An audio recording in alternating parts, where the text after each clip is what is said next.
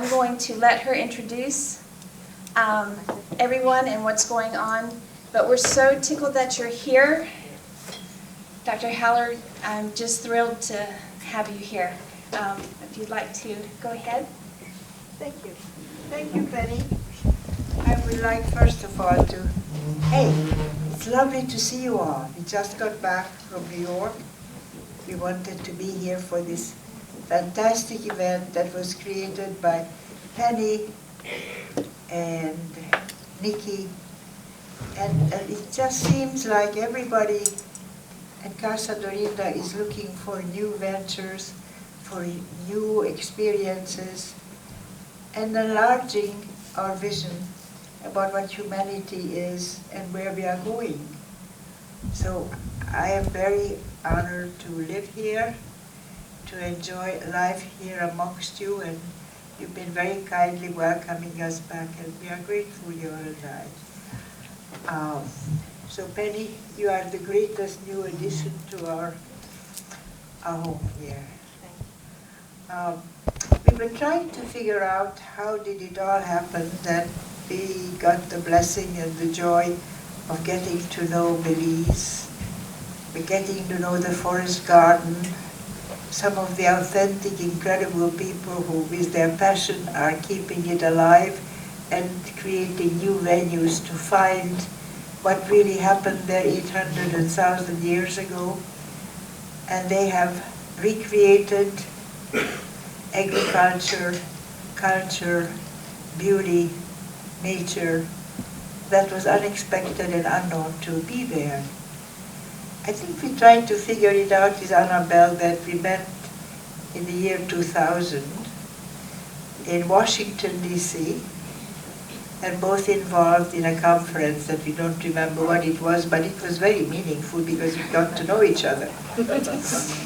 So many years later, we are still together, and we have learned and keep on learning so much from Dr. Anabel Ford, who has been highly celebrated, regarded, esteemed by all the communities of not just archaeology and anthropology, but all the humanities are involved and interested in finding out what the past was like, how those people lived, what did they create, and what have they left for us. So I would like to introduce Anabel Ford, who is our dear friend, our teacher, our mentor, and who took the incredible step of inviting you all and me about 15 years ago, but I was still young, and I could still do the jungles. And we went with Anabel to the forest gardens. And you will know by the end of this hour what incredible gift that is. So maybe some of you will go with Anabel the next time. I love it.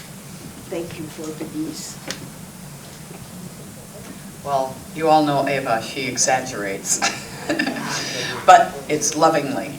I'm here to just very briefly talk about the fact that we have Maya forest gardeners of all stripes here. We have a Garifuna right near us. This is Cynthia, Ellis, Topsey. We have the Honorable Master Forest Gardener, Narcisco Torres, who just received the Chancellor's Medal from the UCSB. There's no honorary degrees. The UC doesn't honor that kind of thing, and the only thing they give is the Chancellor's Medal, and no one remembers when the last one was given. So now we all know when the last one was given was the 13th of January, right here at UCSB in your neighborhood.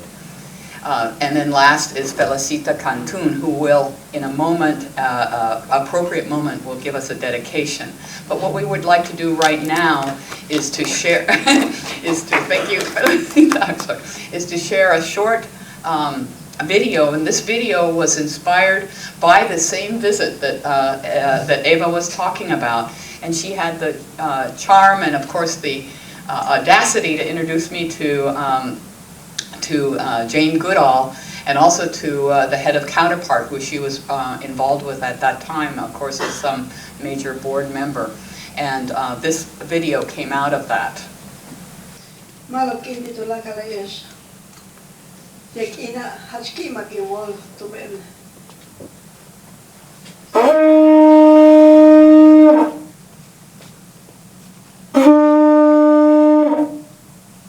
Aksuti kakpakat. Aksuti kakpakat tekanalo. Give us all what we need to live here on this earth. We've traveled, our regenerative forest garden group has traveled from several different places. We have, of course, the group I just introduced you to from Belize, the Maya Forest Garden, and the heart of Maya Forest Garden in Nebraska. And I want to introduce to you first Luis Marcos, who is the head of a group of Maya in Nebraska, in Omaha, Nebraska. Could you introduce yourself? Over here.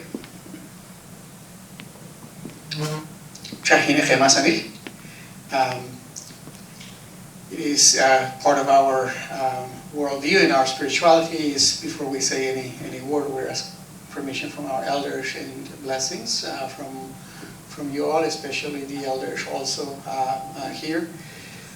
My name is Luis Marcos. I belong to the Cancopal Maya Nation. I am honored to represent the Cancopal Maya government, my elders, before the Omaha Nation. I am ambassador of the Cancopal Maya government to the Omaha tribe of Nebraska, and I bring good energies to you here as well on behalf of our peoples and our ancestors. Thank you for the honor to be here.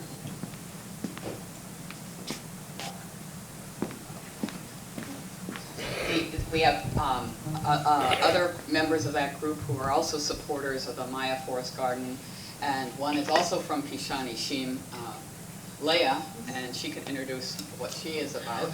Hi, sorry for being late. We got a bit lost. But my name is Leah Vinton, and I work with Luis at Comunidad Maya Pishanishim, which is like the 501c3 organization of the Cancopal Maya in Omaha, Nebraska. And it's an honor to be here and be a part of supporting and celebrating Narcisco and the Maya Forest Gardeners and continuing the legacy of Dr. Ford's work. So thank you so much. And I'll pass it on to my partner. Yeah. These are more people from Nebraska who all have a commitment in the Maya Forest area. Greetings, everybody. I'm glad to be in your beautiful community all the way from Northeast Nebraska. I'm Graham Christensen. I'm a fifth-generation farmer. Our family started farming in Nebraska in 1867.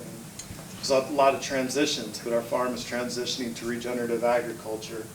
I'm also part of a network called Regenerate Nebraska, and that network is helping shift agriculture into a more solution-oriented direction with climate, nutrition, more socioeconomic equity. And so one of those partners is Pishanishim. That's one of the many partners, about 200 partners that are in this network. And so we're working together to look for pathways back from this displaced tribe, this Maya tribe, the Canhowal, into Nebraska so they can put down permanent roots in our state and bring the principles of the Maya and indigenous people and the way they farmed into our culture and into our climate, where as a farmer, I can help that, move forward and persevere.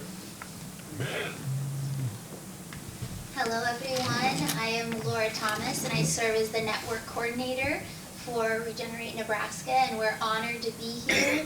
And Graham and I were really honored we were able to make it to Belize last January and to be hosted in El Pilar and to befriend all of the people that you see here. And we look forward to sharing with you and meeting you all tonight. And thank you for welcoming us. Well, I think I would like to just turn this over to the Maya Forest Gardeners, and I'll start with Narciso, so you can get a sense. You have an idea based on the little video, but let's hear it from the horse's mouth, so to speak. So I want to. Malaking titulakales, I say good day to all in the Maya language. I am very privileged and proud to be here among you people that are very interested in what we are doing. And I am very in love with nature. I love all sorts of plants that are growing on earth, because every plant is like every human that have a purpose. And I can't imagine the benefit that all of them are doing for us. So we need to put more love on every plant.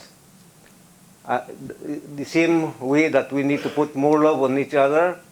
And I think that's the way to go for a better future for all in this time that we are getting more information and education about what forest gardening is. And forest gardening is a way that the Maya did live for a long period of time, and I'm still doing that. We don't really make a profit, because we have all the other little creatures that can't plant nothing, but we humans here came to help to keep this paradise that were given to us to take care and to take care of all the living creatures, because man is the one that take care of the house. You know, if we don't take care of the house, who will take care of it? So I'm saying that we all should do all that we could in our hand that will make a better living for everyone and every creature that's living on earth. And I think that Cynthia has a parallel way of saying that we need to take care. But really what we're trying to do too is taking care of Earth by taking care of ourselves in a way that can be sustained, like the ancient Maya. Thank you very much, Dr. Ford. It's a privilege and an honor to be here with you, who have a heart for humanity. My name is Cynthia Ellis Topsey. My name in Garifuna is Lubafu Isiedi, which is the embodiment of unconditional love for humanity. I wear many hats. I am ambassador at large for the Garifuna Nation, which means that we are people from all over the world who love humanity. We are a bridge. United Nations declared our people as a masterpiece culture for humanity. That was in 2001. So my mission and passion, being a champion of El Pilar, a program journey, along with Dr. Anabel Ford, I am the boots on the ground person in Belize who follows through with a number of our initiatives when she's here in Santa Barbara. So we would like to extend an invitation of love to you to visit this heart of love of humanity in Belize. El Pilar is an opportunity for us to learn from nature, from the plants, from the trees, who don't quarrel, who don't fuss, who don't fight, who don't answer back with each other. So nature gives us an opportunity to learn how to have love, to forgive. And someone was asking me the other day how I happened to dance with Prince William and Kate, because we have a history that has many questions. And my answer to them is that this is a time for healing. This is a time for love. This is a time for changing the narrative where we make lemonade out of lemons. So through the El Pilar journey and experience, we can make a difference for the world. So I thank you for this opportunity and extend the invitation for you to come not just to El Pilar, but to Belize, where we have many forest gardeners from all walks of life, and invite you to be a forest gardener as well, okay? I've met each and every one of these people through different avenues, and what I want to turn over to Luis, about 1.5 years ago, he called me, and he had seen a film, not this one, but another one called The Milpa Cycle, and he felt that we should do some collaborating together, and I said, oh, how can I do that? Well, we're 1.5 years later, and he'll discuss some of our dreams. Well, it's truly just a gift from life itself to be able to be here. First, I'm sure you have done it, but just to recognize and honor the Chumash nation, right, for allowing us to be and to flourish on their sacred lands. And we visited the museum and learned about their history, and so we just go back home taking this message that we want to continue developing this relationship with, with this community. And again, our prayer this evening, led by our spiritual and political authority, to hear Felicita and to see Narcisco and Ambassador Cynthia here is just truly a distinct, honor, and also to be in your presence and share this evening with you.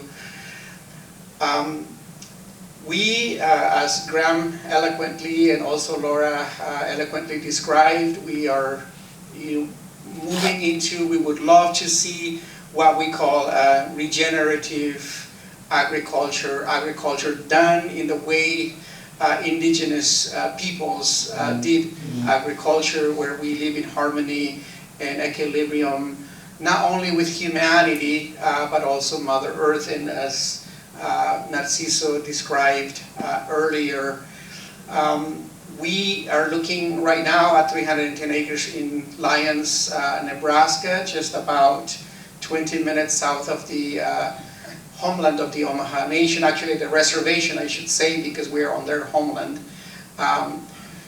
Just to really regenerate, this soil, and for it to be the epicenter where indigenous peoples can get together, create safe space so that we can have conversations on how to keep the traditions going.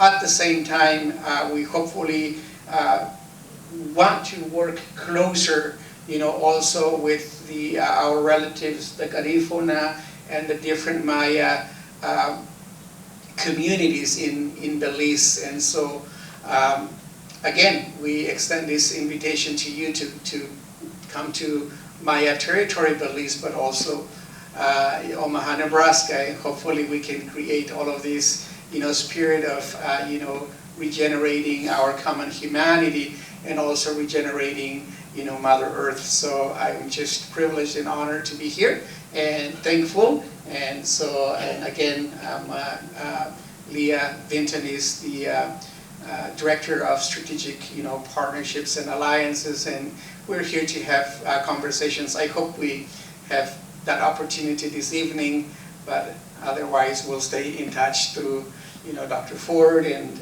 just Santa Barbara University here and the museum, all of these connections that we have made here today and here. So thank you very much, and I think I've said a little more than I wanted to, but you make me talk, so.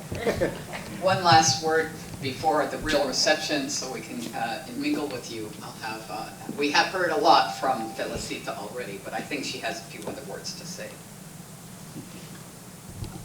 about forest gardening. Yes.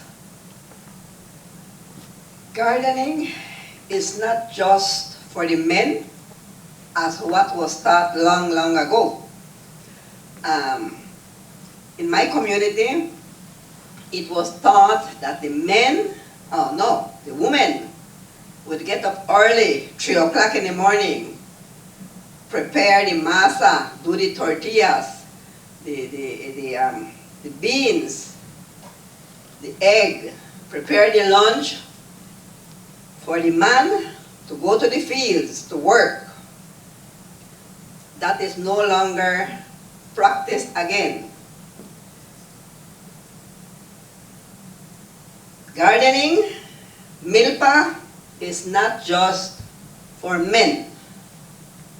It is true that they have the strength, physical strength that we women do not have. But we women have the strength and the power to tell them, go, come, get this, do that. No, it's no longer 50-50. It's 100 por 100, 100 and 100. No longer 50-50. We can plant. I work with a group of children that we do backyard gardening. They're safe. Because where I live, we have lots of land. We are 8,867 square miles, and the population is not even 400,000. So we have lots of land where I work with the children, and some of them plant in plastic containers. We recycle. The mother uses a container, a plastic container where how you call it, how the Suavitel or anything would come, and then the children will use it to plant. We plant cilantro, we plant peppers, because we cannot eat without peppers, the Mayas. We need our spicy foods. So we plant peppers, we plant cabbages, we plant tomatoes, we plant carrots, radish, beans, corn, all that we plant. So it's not just the men, it's the children, the women, and the men. So it can be done. You don't need to have a big yard. You can have your little veranda. Oh my. You can do marvelous things. You can plant pretty flowers. You name it. And Anabel is wanting to take away the microphone from me. So before she does that, let me give it back to her. Thank you so much. Thank you all. I think we all want to meet them. Do you have any questions right now? Or any questions from the crowd? Or we join you and find out what you're thinking about in person? Yes? Can you talk to us a little bit about how El Pilar is different than some of the other Mayan ancient communities? Okay, Maya monuments. First I want to say we don't call them ruins, because I did a little workshop maybe 20 years ago too, and my community participants were asking, ¿Por qué son ruinas? Se habla ruinas. You wouldn't want to go to it. I mean, I have a house that's in ruins. You want to come and see it? Say, forget it. So why do we call it ruins? It's very dishonoring. So we have changed that language and we call them monuments. So the monument of El Pilar, as you can see, and thank you for that question from the postcard, I call it archaeology under the canopy. This Maya forest is considered one of the most important and biodiverse rainforests of the world. It's the second largest in our hemisphere, probably in the world as well. But what are we doing? Why are we clearing when we could frame our monuments with the very beautiful trees that are all useful? The 20 dominant trees are all useful. Why aren't we using them? Why aren't we entertaining the idea of what happens between nature and culture? And so I have really promoted a different way of looking at these monuments. And it's really much more engaging. And I've heard rumors like the Mexican ambassador says he never sweats. I think he's just making that up, because basically in the tropics you do, but he means to say that you really are in the shade a lot, and it's much more pleasant. I don't know, has anyone been to ancient monuments in the Maya area? Which ones? Right there in the pink. Oh, I've been to Tulum, and then also to so Tulum, just that one, poor Tulum, a small post-classic site, not a sprig around. Where have you been? Oh, Sunantunich, right near my neck of the woods. Again, beautiful, but no, where's the shade? Anyone been to Chichen Itza? Yeah, Chichen is my whipping boy, we'll say. If you think of Chichen, El Pilar should be absolutely the opposite. It's trampled temples there. and they have excluded the community until they just took over, and they sell little, you know, they sell sombreros like you're supposed to see the people in, you know, in the northern part of Chihuahua at, you know, at the monuments at Chichen Itza. In fact, I was there, I think the last time I was there, I was with Narcisco and another friend, Alfonso, and I was just appalled. And Narciso, being the gifted person he is, he says, but they have to make their little bits too. But I mean, we aren't, why, I mean, there's a market there. It's the same, has anyone been to Petra? I mean, Petra has a market, a place they call a market. But no, everywhere else there are the people selling things. They have a market, they say this is a market at Chichen. Why wouldn't they have that to be the, and sort of revive that feeling? I mean, I haven't found my market at El Pilar, but I would do it if that was the case. Yeah, Palenque has a great market. Palenque? Palenque has a market. And they have the people selling, selling the, you know, copies of the monuments and trying to incorporate the indigenous culture, creating things that people can bring back from the area. Yeah, I'm not complaining so much about what they sell. I'm saying, what if you have a thing defined at Chichen, the archaeologists have defined a place that is called the market. Oh. And why, if you really have a place like that, put the people who are selling where they shouldn't be selling at all, put them, though I mean, I don't know, they line the sock bay to the cenote, and I've been thinking that, has anyone been to Carcassonne? A tourist trap if ever, but that was always a tourist trap. If you read, you know, medieval times, it was a tourist trap. So, you know, maybe the sock bay to the cenote was a tourist trap too. But I feel like if you have a market, your archaeologists have said this is the market, or the Romans said this was a market. Why not have the people who are selling things at the market? You know, then you will get that feeling. You know, it won't be a ruina, right? The question? It's me, Anabel. I see you. This is the owner of Ticino, and we have Ticino here. I want to invite everyone who's here. There's two brands here that are both serving beverages that come from them, and the ingredients come from this area close to Venice and in Venice. One of them is my company, Ticino. There's 3 herbal coffees for you to take. Another one is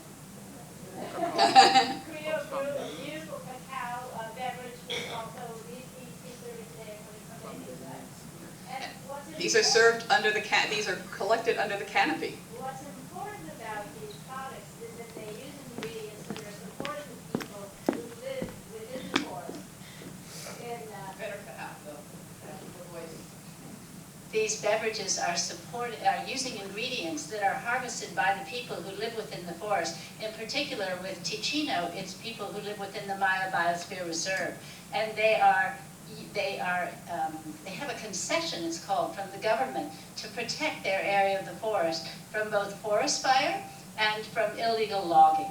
And yet they have to earn a living to be there. So how do they do that? They harvest non-timber forest products. And one of them is the Ramon seed, which is in Ticino, and another one, of course, is cacao beans, which is in Creo Brew.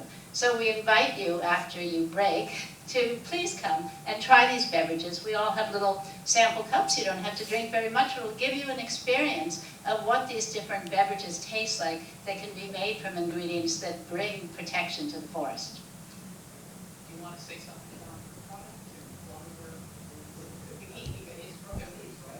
Yeah, so yes, this particular one is from Belize. Our particular company sources cacao beans from all over the world. One of the things that we're very passionate about is sharing the magic of cacao. And cacao is something that ancient Central and South American civilizations have been doing for thousands and thousands of years. They knew about its regenerative properties, its energizing properties, and its wellness properties. And one of the things that we as a company have found that as we are talking about cacao, there's so many different things that you can talk about cacao, whether it's the history of chocolate or whether it's the history of its wellness properties regarding cacao. One of the things we find resonates most with the population at large is this ancient heritage, that the ancient Maya used to take these cacao beans, they used to grind them up, and then they used to brew it.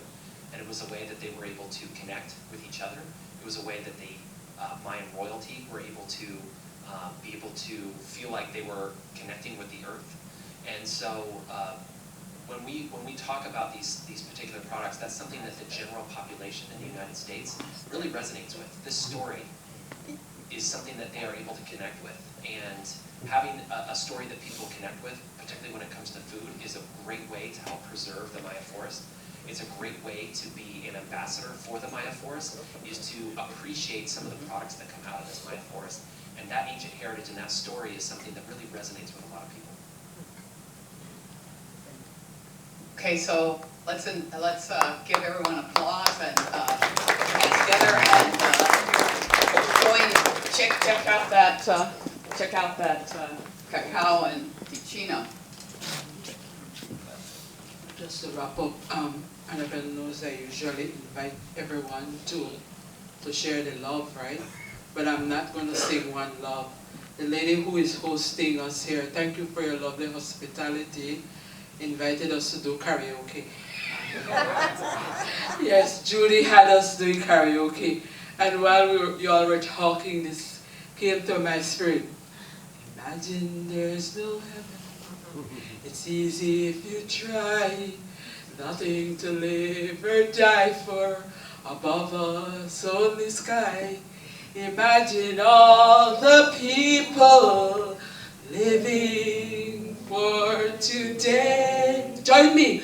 Ooh, you may say I'm a dreamer, but I'm not the only one. I hope someday you will join us, and together we live as one.